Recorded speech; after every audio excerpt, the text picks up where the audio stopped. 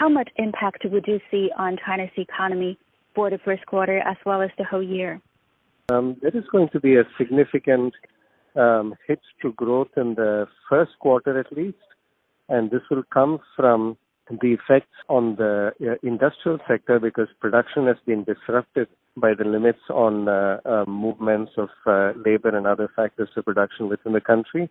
But there will also be a hit to the services sector, especially given that during the Spring Festival period, travel, tourism, activity in restaurants and so on does tend to increase. So if there is a combination of a relatively quick containment of the outbreak and a strong policy response, even the short-term negative output effects, I think, can be softened to a significant extent. One factor to be kept in mind is that private investment in China has been quite weak in the last few quarters.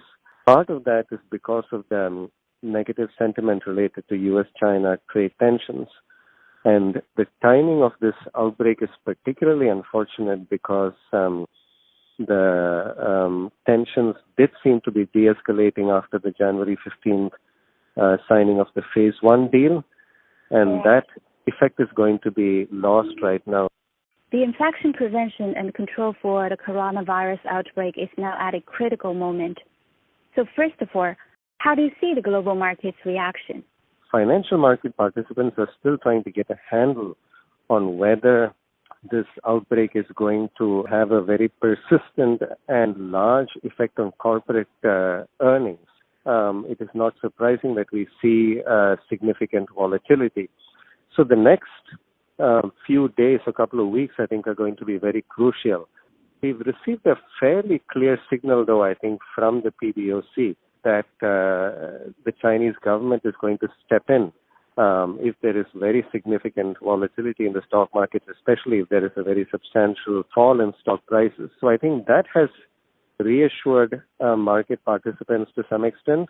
And how about the overall impact on global economy? There will almost certainly be significant disruptive effects across Asia in terms of travel, tourism, and supply chain disruption.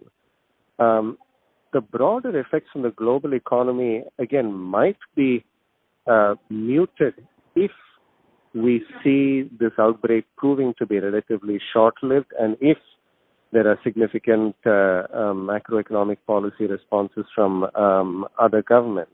Many financial tools at the disposal of the Chinese government could be used to minimize the damage caused by the coronavirus outbreak.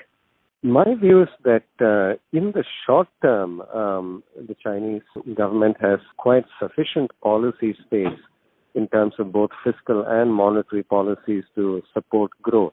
But I think the government is appropriately being cautious in terms of using these policies.